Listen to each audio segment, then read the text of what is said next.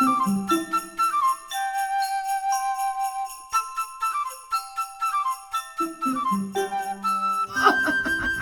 little boy.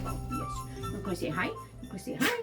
I'm say hello. My name is Neville, and I want all the attention. And then Truthless will get jealous, and life will be grand. Let's fix your collar. A little turtleneck on the dude. Want the turtleneck on the dude? And do it with the dude. Okay. So here's the deal. Last week I posted my friend Barbara's Black Friday sale on her Wilkester Mysteries, and I think that it was just the first one. I think it was 99 cents or something for Black Friday. And yesterday, Chris said she couldn't get it to work, to click on it. She couldn't see anything. So I clicked and I saw it, and it doesn't make sense that she couldn't see it because she's in the US too. So I don't know why she couldn't, but I said that, I would talk about the book so that, she had a feel for what they were and, call it good. And then I can have a link in the description and maybe she can see them from there. They are on Kindle Unlimited, so those with Kindle Unlimited can definitely read them. But then it got me thinking about mystery and everything. But before I get into mysteries and what I like about them and all the stuff, because I got a mystery story for you, I wanted to share. So remember how I was like not so sure about this because it wasn't what I expected? It says Christmas with G.K. Chesterton, and so it really felt like, they've got these individual readings, and I really felt like it was going to be a lot of Chesterton, but it's really Ryan Whitaker Smith talking about Chesterton's opinions on Christmas and stuff, and so it was kind of cool. But there was this one thing, so I'm already tabbing, but there was this one thing tonight. I think this is it. No, it's over here. Okay. This Christmas season, give yourself permission to stop being sensible for a change and start being silly. Take a walk. Take a break. Smile, for heaven's sake. Find something to laugh about, preferably yourself. Recover the vitality of youth. Practice the eternal appetite of infancy. That's in quotes, so somebody said that, probably Chesterton. Expand your capacity for wonder. Expand your capacity for pudding. Step outside and look at the stars. Follow one and see where it leads you. Go ice skating on a frozen lake. Go sledding on a frozen backside. Drink hot chocolate with extra whipped cream and sprinkles. Roast marshmallows over an open fire. Sing a carol with gusto. Tell jokes, even some bad ones. Shed some weight. Shed some worry. Get buoyant. After all, how else will you grow young enough to enter the kingdom of heaven? How else will you wholeheartedly embrace the joys of Christmas? And the scripture going with that quote is where it says, truly I say to you, unless you turn and become like children, you will never enter the kingdom of heaven. That's where that's coming from. But it was just, I was like, yes. We get too grown up for our own good. And that was like the point of that whole chapter. And so I really enjoyed that day's reading. I think it was day 6. So I guess it was tonight's. I don't know. But anyway, so, okay. We're going to talk mysteries for a second. I have loved mysteries since I don't remember not loving them, but I know I couldn't have before about age 4. Because somewhere around age 4, give or take a few months, I could have been just before 4, I don't know. But somewhere around age 4, my mom taught me how to read, and she used Nancy Drew. I don't remember, probably The Hidden Staircase, because I don't think she had the old clock. But she had those old blue back covers, and I distinctly remember the end papers and her showing me my aunt's name written in it. But, yeah, I don't know how she used them, and I doubt that's all she used. But I distinctly remember her running her finger under the words, showing each letter, using them to help me grasp. And I'm assuming it's because the little golden books I had weren't sufficient. for her purpose, you know, or maybe I'll bet this is it. I'll bet she had read them to me so much that I had them memorized and it wouldn't work. I have wondered for years and I just figured it out because, yeah, I would have memorized them. And then, you know, it's like using Dr. Seuss when you read them to your kid over and over and then trying to use it to teach them to read. Well, they know it. They can, yeah. Okay, I get it now. I get it. Because the Nancy Drews are written more simply than a lot of books. So, yeah, this works. Suddenly, light bulbs. Bing, bing, bing. Anyway, somewhere around age 11, I started reading them for myself just for the enjoyment of them. My dad started buying them for me. And my mom gave me those ones that I remembered from way back when. And that's when I first realized that Mom used them to teach me to read. Anywho, the couple years before, like 79, 80, somewhere in there, he bought me those Meg Duncan books by Holly Beth Walker. They were put out by Whitman, who put out some of the little Golden Book type little children's stories. They were the littler ones without the golden spines, you know, but they were the littler, yeah, they put those out. And but so those were good little mysteries. My favorite was The Treasure Nobody Saw. It was so good. I had the yellow back copies, and since then I've bought the hardbacks and some I have to recover. I may recover them all and make them really pretty. I'm considering it. But yeah, they were, oh man, they were so much fun. The Treasure Nobody Saw, yeah. I also liked the Mystery in Williamsburg. That one was really good. But my second favorite, really close to The Treasure Nobody Saw, was The Secret of the Witch's Staircase. And The Witch's Staircase has nothing to do whatsoever with witches. Unlike the very last one, something about Black Magic Cave.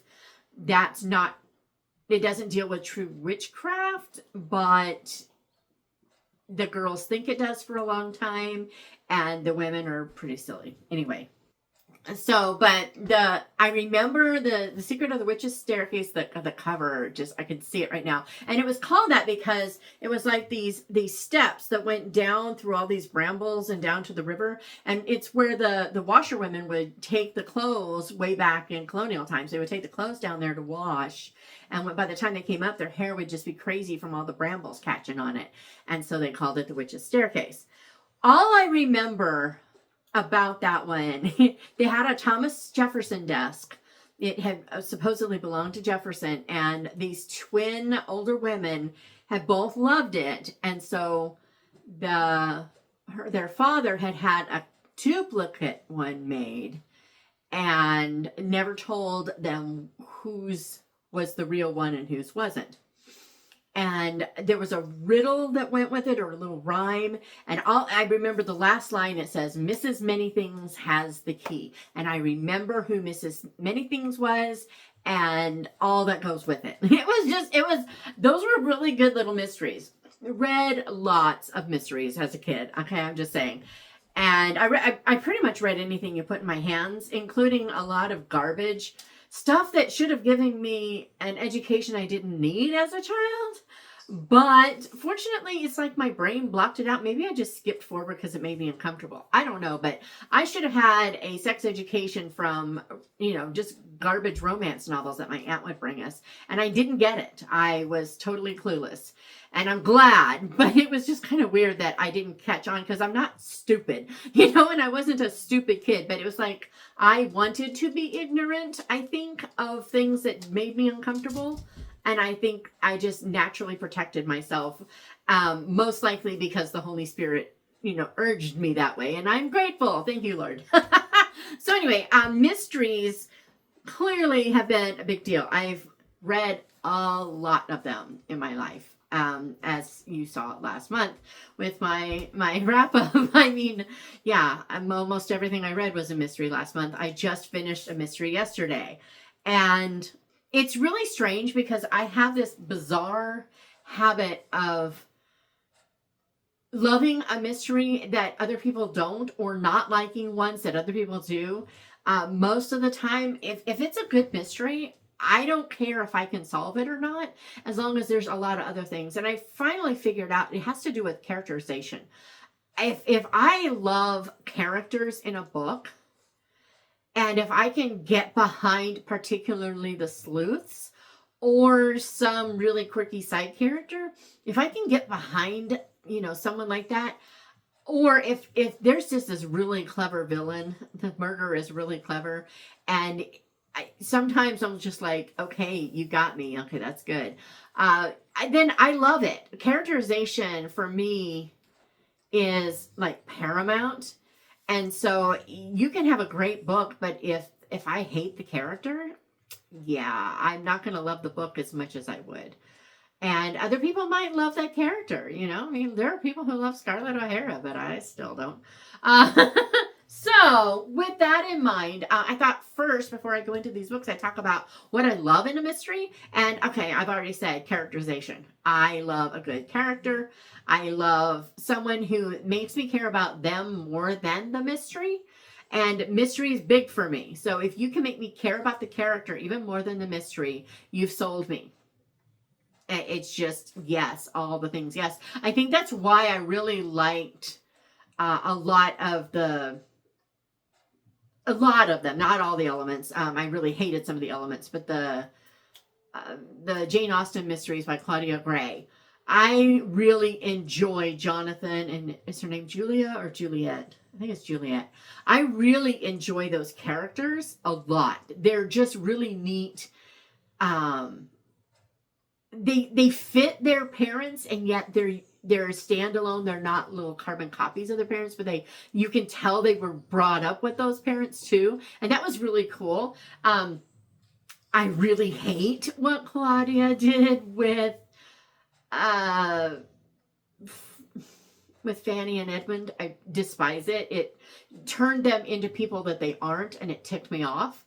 And that would have turned me off the entire series if I didn't really like Jonathan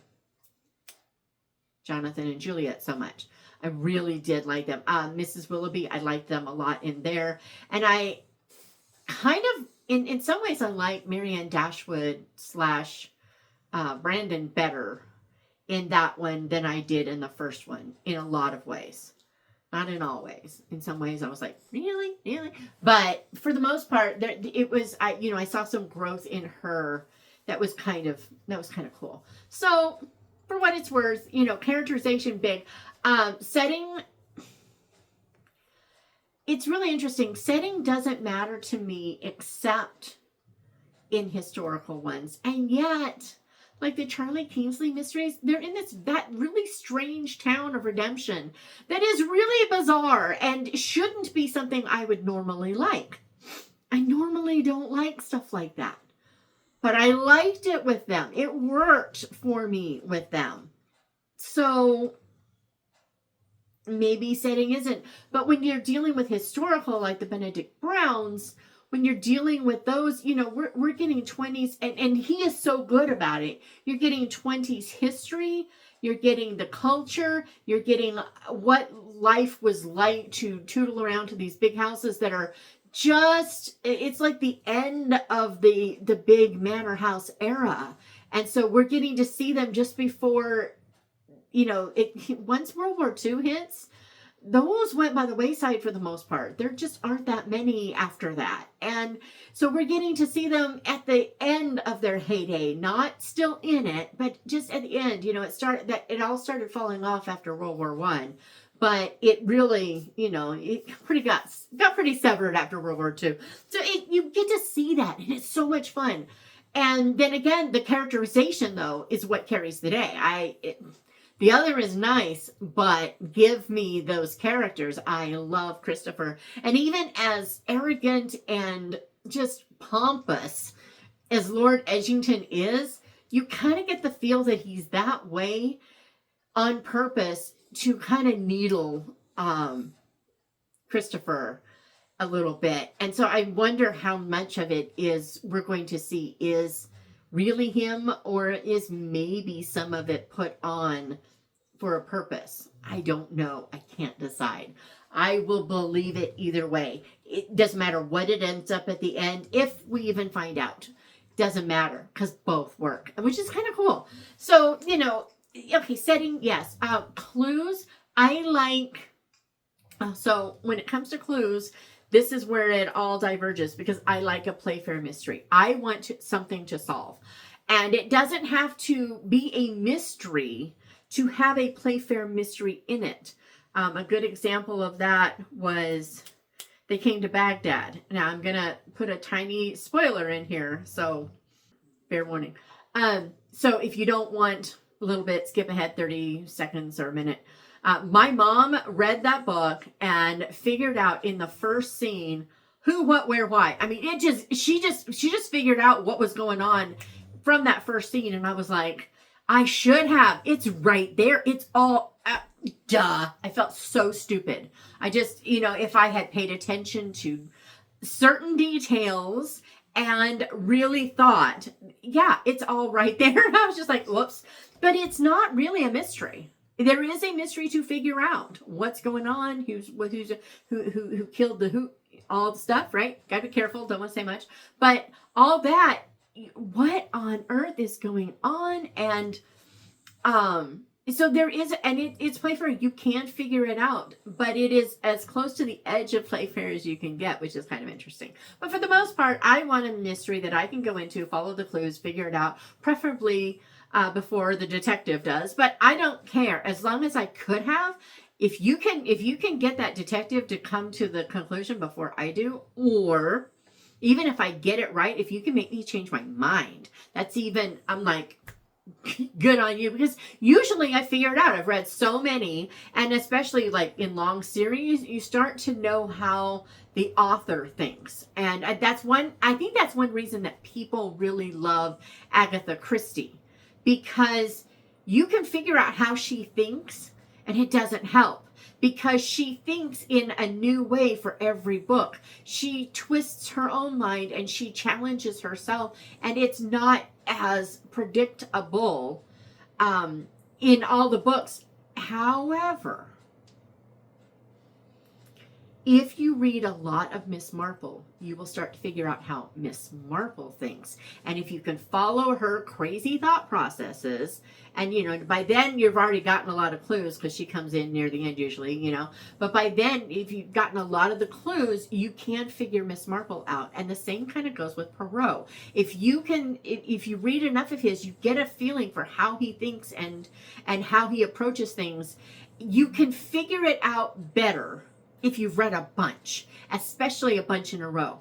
But Poirot, what I don't like about them is that he holds everything so close in and then blurts it out at the end. Yeah, you can figure it out if you really pay attention. You can't figure it out as much by knowing what he's found as much as by watching what he's looking at. You have to really come at it sideways with him. It's much harder. But with standalone ones, and like Tommy and Tuppence, I think are pretty easy to figure out once you've kind of figured out how they don't think, because they're more reactionary detectives than, thoughtful ones. It's kind of fun. But seriously, hers you can only figure out really in the series easily. Most of hers, you have to figure out how those characters are thinking in the book before you can figure out what to look for. And that's unique to her. Most don't work that way. I'm reading The Floor of Steels. I know what they think and how they think and whatever. I'm reading the Lord Edgingtons. I read the Lady Hardcastles, and there's a lot. Even like Maisie Dobbs, those are really different, because you're getting historical fiction woven into a mystery, and you have to separate them. But you really can't, because they're really deeply interwoven. But you have to separate them, or you can't figure out the mystery. It's a bit Christie-esque, I'm just going to say. So I do like that. I like a good setting. I like good clues, red herrings, foreshadowing. Give me some great foreshadowing. When I see, and usually I don't see the foreshadowing until the book is over. I get to that end and I went, wait a minute, and I'll go flipping back, or I have to really think if I listened, and usually I listen these days, and I'm going to get to that in a second. So by the time whatever has been foreshadowed has happened, it's usually been a long enough distance that there's just like this slight little niggle at the back of your mind. You have to really think, wait a minute, what about, and when they tie foreshadowing into a red herring and a clue both, sometimes authors will tie them in. Oh, that is just like the best, right? So all that to say, yeah.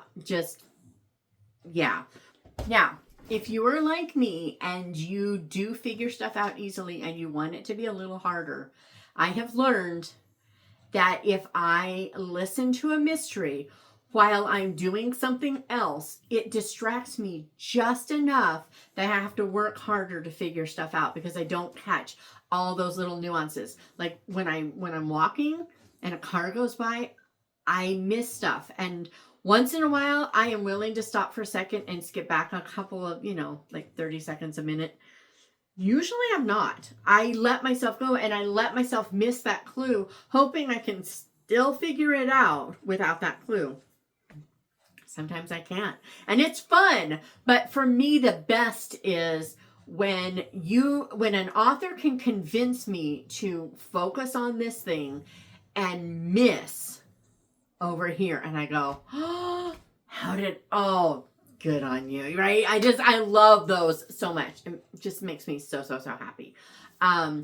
These books by Barbara Cornthwaite have most of the stuff that I love in mysteries, and a couple of things that I don't usually like in reading, and yet she uses it, and it is common to mysteries, can I just say?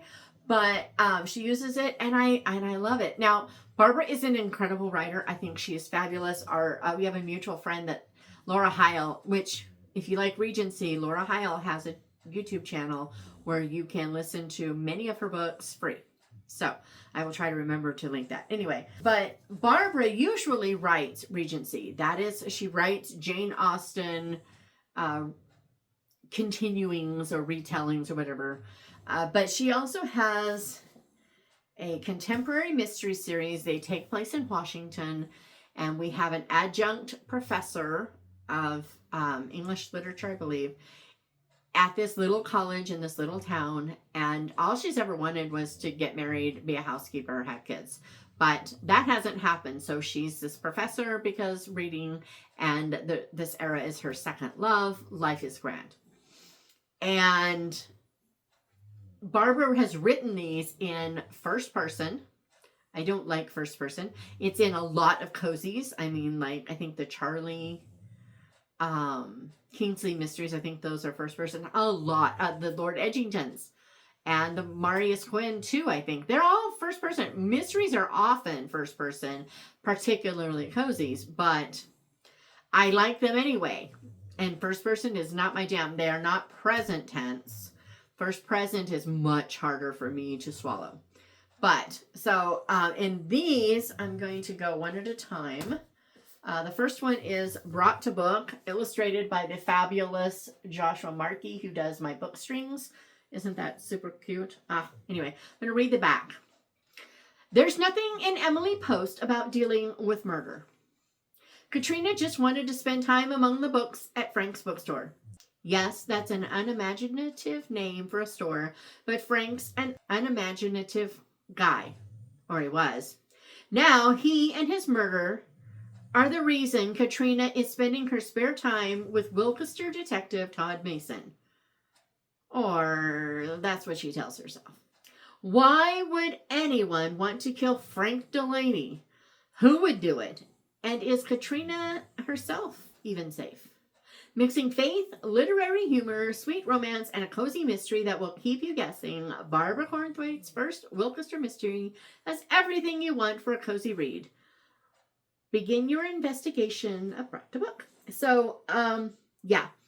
I loved this one. Okay, so it's, tiny little bit of like setup spoiler, not story spoiler, not mystery spoiler. But in this one, this guy bought a bookstore and ran a bookstore for years. His method of organization is alphabetical by title. So you can have the book Emma next to Evergreen Gardens, next to etiquette guides. And you just like, wait, what? I mean, it's just, what? It's bizarre. So she tries to convince Frank to let her reorganize the store. And she kind of does it as a decompressing thing. So she goes in and she starts, organizing things and whatever. And one of her favorite things to do is to pull out an old Emily Post etiquette book. And she'll read little snatches in between working on stuff. But she comes in one day and Frank is dead. And then this is the mystery of all that.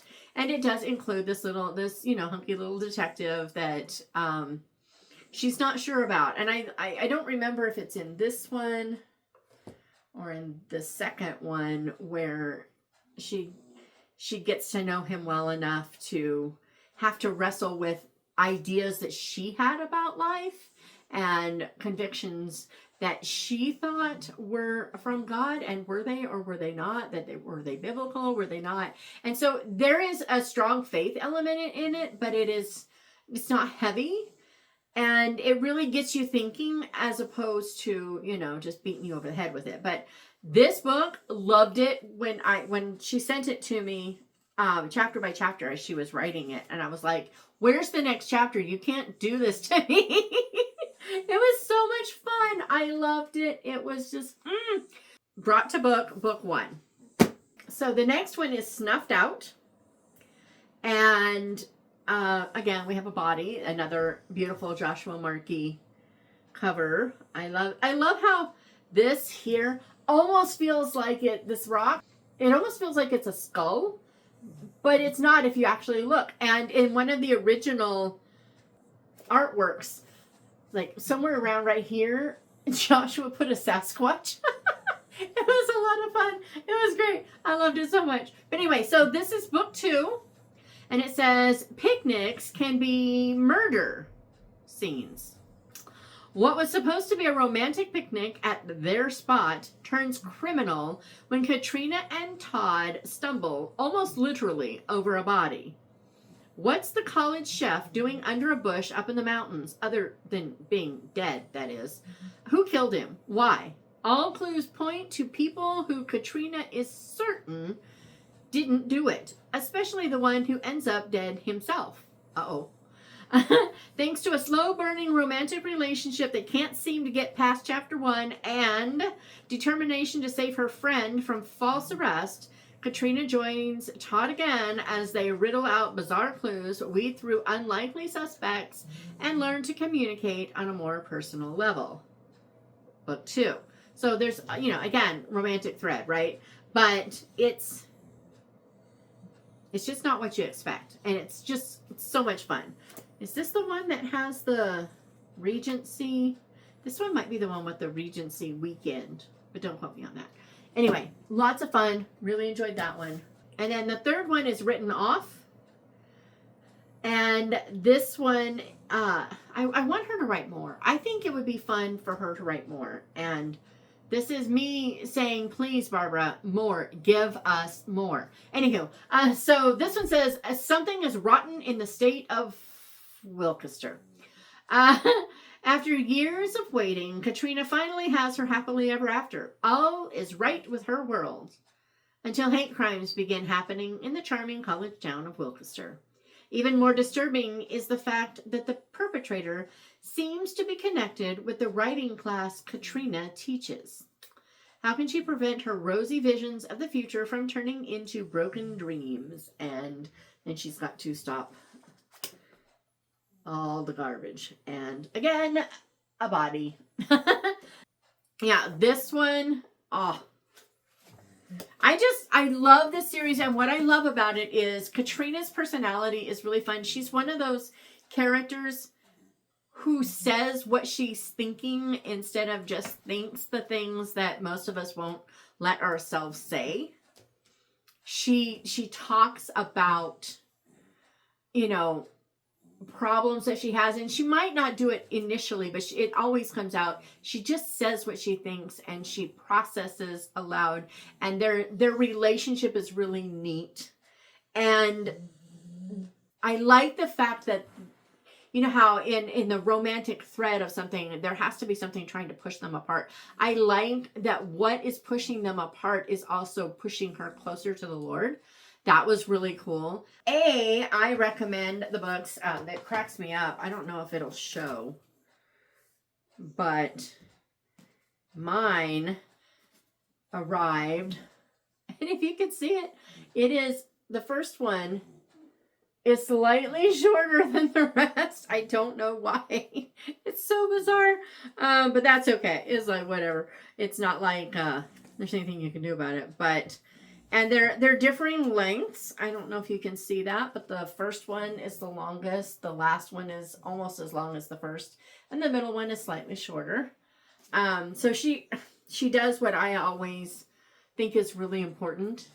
She writes the book as long as it needs to tell the story instead of trying to fill out a certain number of pages. And so that's really good. But yeah, these are mine. I can't wait for her to come back to California on furlough again so that I can get her to sign them, because I need them signed. These are books that will not be on my 55 and by 55.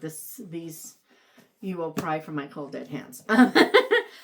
Favorite ones, and I'm probably going to reread them in 2025 because it's been a few years.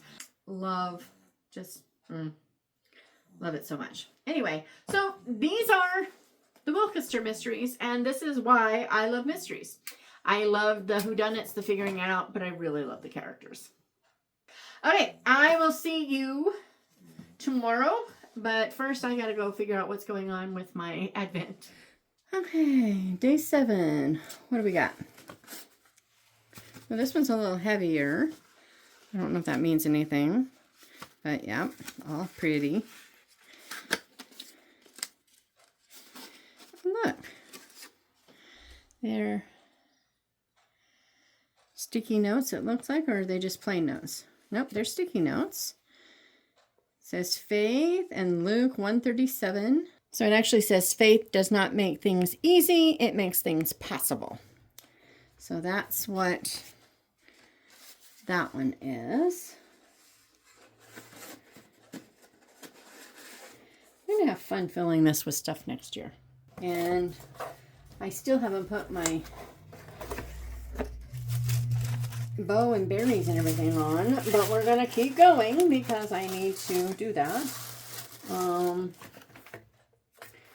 I feel like it's got to be. Aha! See, I'm smarter than I look. Blessing, isn't it? Okay. This goes here. I really love these sticky notes. They're so pretty. Awesome. Okay. So we have day 7. And I'm assuming maybe. No, I don't think we get a new thing until day 9. So let's see what this is. Ooh, silver thread. Oh, we put the lights. It'll go. I don't think I can show you from down there, but it'll go. These little balls will be the lights on these strands. Very cool. Guess I need to actually get to work and embroider now because I haven't for a couple of days. Been kind of busy, but that's okay. I can do this now and it'll be fun. See you tomorrow.